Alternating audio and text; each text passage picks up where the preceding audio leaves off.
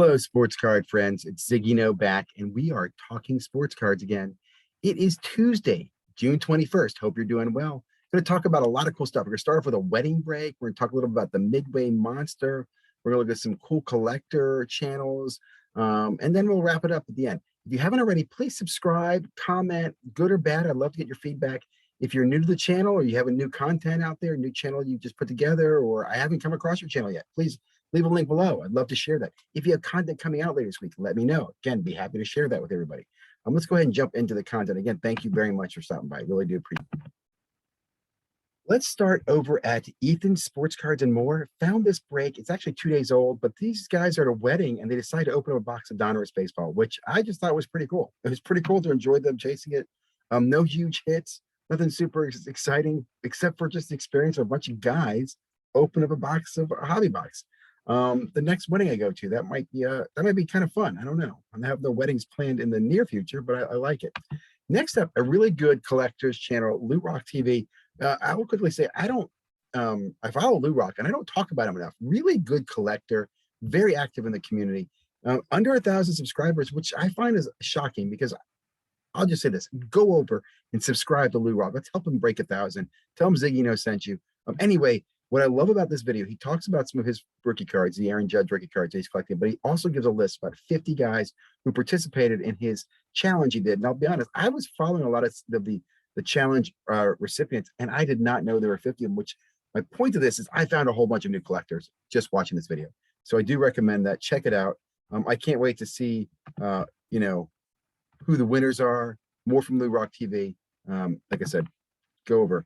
Here's another great video. I thought I'd share this. I talked about this the other night. Kevin Jones did the Star Wars video, and it just made me think about pumping Star Wars after Sports Card Investigator was asking about Star Wars. Listen to this. I love this.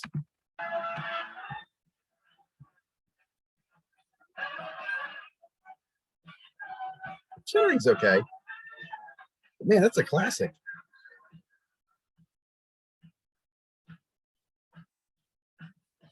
Look at that one. I think, is that a pack or just the front? Wow, I like that card. It's from Pops too, man. So the Pop seal. There's another one. It's a pretty cool card. Anyway, I just thought I'd share this. I like this. It's a good collector's video. Here to Star Wars, you're gonna like that.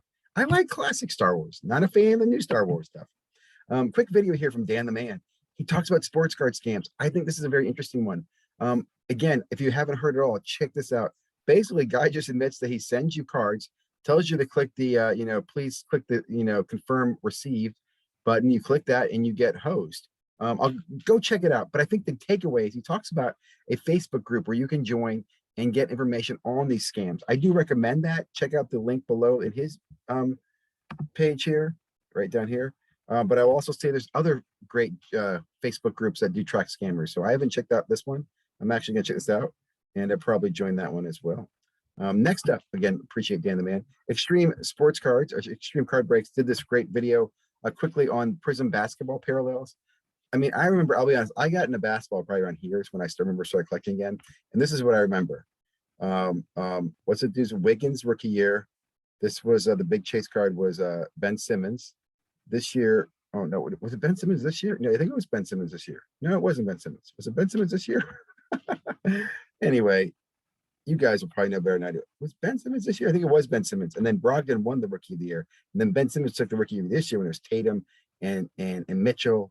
And Mitchell should have gotten it. Anyway, and then I think this is a Zion year. No, that's the Zion year. This is the Luka Trey year. That's the way I think about this stuff. These parallels, I just think of rookie years, man. Love it. Anyway, you guys can correct me if I'm wrong. Next up, Inglorious P, another guy I'd love to see break 1,000 subscribers. If you haven't already, go over there, subscribe, mention ZiggyNo sent you. Talks about PSA and about their potential slip in the future. I agree. I made a video about, in my opinion, fast forward a few years, PSA's values will decline. People will realize the quality is not there because the reason that they flooded the market with cheap graders, right? In fact, the reason that they don't want to grade 1996 before 1996 is those graders aren't prepared to grade vintage, right? They have probably, I'm just guesstimating, let's say they had 10 good graders. Well, they went out and hired 90 new ones. They have 100 graders, but only 10 of them are really good that can grade old stuff. The other 90 are terrible graders, right? So they're going to give so many nines and so many tens. They probably got pop counts they give away or whatever. This is me making this in my head. This is the way I look at PSA today. But because of that, I think people are going to look at this and at least going to say the quality of the grading is garbage. And you have a 9 and a 10 that's not accurate. There's no subgrades. So I think in the future, and what Inglorious P talks about is real collectors are going to look for real cards that have eye appeal and have good subgrades that are graded by companies that they trust or they like. Like, in my opinion, BGS, man, watch out for BGS. The fact they protect the card in the holder as well, I think is a huge deal. I think that's much more important than people give it credit for, especially thinking long-term protection for some of these autographs, relics, and stuff like that, right? Long-term. Okay, let's talk about the Midwest Monster. A couple reviews here. First one's from Neo. I enjoyed this. He gives great perspective on the sales, what's going on in sales, how card prices are going. But what is it? Football's hot. Burrow, Herbert, and Allen were the 3 hot cards. He shared some of the pickups. It's really interesting insight from him.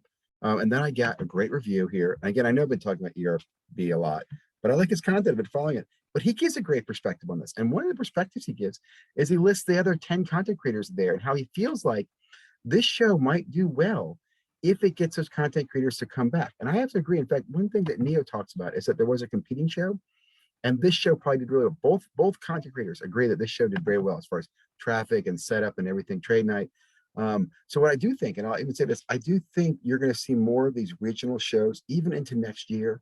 You'll have some grassroots shows because sports cards aren't going to go away, right? I mean, even the crash in the market correcting, they're not going to go away. I think they'll be more regionalized. I also think we're going to realize the national sucks. It really does. It's run by a bunch of old people who don't understand this. I mean, I really pointed out the other day that they're out of clue, they're out of touch, they don't understand the market. They think they do, they really don't. They think innovation is adding a breaker pavilion. That's terrible. I guess I'm just hard on it because, again, they keep going ACN in Cleveland. They can't give you a real reason why. And don't ask them a follow-up question. That might trick them. So I do think regional shows are the future of the hobby. Dallas is a good example. This midweight monster could be one. Chantilly, Virginia, a DC one could be another one that could gain momentum. I'll be there this weekend. I hope to go there. I don't want to tell people that and then not make it, but I'm hoping that I'll be incognito. I hide when I go to these shows. I never go in full ZiggyNo. I go incognito. Okay, last couple of videos real quickly. Report card here from Chasing Cardboard. Huge fan. Guys, if you haven't checked out Chasing Cardboard, I do recommend it. I'm really pushing for these guys to get a network TV show. I really like what they do. I really like Mike and Ty and Tyson and the content. Anyway, in this version, they show these cards they picked up and bought, how they grade them with SGC because they had the fast turnarounds, and the prices they got for it, which I really enjoyed. Really good insight. I like that follow-up. And again, big fan of Chasing Cardboard. I'll also mention again, Hobbypalooza. It is Tuesday. Hobbypalooza starts on Friday. It's only a few days away. Is that 3 days away? Right? Wednesday, Thursday, Friday. Yep, 3 days away. Check out Hobbypalooza. I'll be on Sunday at 5 o'clock. I am looking for people to join me. I've already got a few people who responded. Super excited. Last video, the angry brother. I'm just gonna say that. He doesn't, I mean, he's not really the angry brother, but the brother who's not been around on Sports Card Radio, who comes out a little angry, had a pretty good video. Now, the one thing I'll say, he makes some great points about how people are buying at the high. And here's what I'll tell you. Is I just think, here's where I look at sports cards. For sports cards, let me come out of this, because I'm not against Sports Card Radio. I like what he says, okay? There is opportunity to buy. I'm not going to tell anybody to buy. I'm not telling anybody this is low. I think things are going to continue to go lower, right? I think the price of wax is still messed up because of allocations and greed in the market, right? And I don't think we have felt enough pain yet in that world. But let me just say this. I think when you come to sports cards, you have to go through an education process. You have to learn the different products, the different cycles. No one can tell it to you. You can be told it, but you're just going to ignore it, okay? I think you actually have to go through that. And I think going through that, you either one or two things are going to happen. You're like, this is not for me, and you leave. And you're like, oh yeah, I got this. And you're going to start surfing, okay? I think what happened is in 2020, a whole bunch of people came in, and many of them now in 2022 are just now learning. They just now put it all together and go, wow. They're getting wise, right? They realize grifter, liar, trimmer, skimmer, you know, they're kind of getting the shark, snake, and they're also learning gold, how to make money, how to grade, you know, how to pick the right product, how to, you know, they're educated. So again, if they want to be here, they know what to do. So I don't think it's doom and gloom across the whole hobby, right? As I've said before, I've been saying it for a while. I've been selling, right? I would tell you right now, do not buy. I personally think that things will get worse because I don't think we have felt the economic pain that we are going to feel over the next I don't know, rest of the year into next year. I think we're going to feel some pain in the United States. I really do. And it could be global as well. And pain, I mean economic pain. and that will trickle down. The fact that people are still spending the outrageous amounts they're spending on cards shocks me. And I'm talking about hobby box prices, the fact that breaks are still filling. When that starts to slow down, okay, and as people talked about, when you start seeing more of that, that might be a better time to sell. If I was you, I would sell stuff, hold cash, and be ready to buy later if that's what you want to do. I will not be buying later. I've got other plans, but I will be here. And I'm looking forward to you coming by on Hobbypalooza on Sunday at 5 o'clock live with special guests. So, guys, if you haven't already, please like, comment, subscribe. Looking forward to putting up some content for you tomorrow. I will say I'm taking another little business trip this week. We'll be on the road. Have a great day. Thank you again for all your support, positive or negative. I do appreciate it.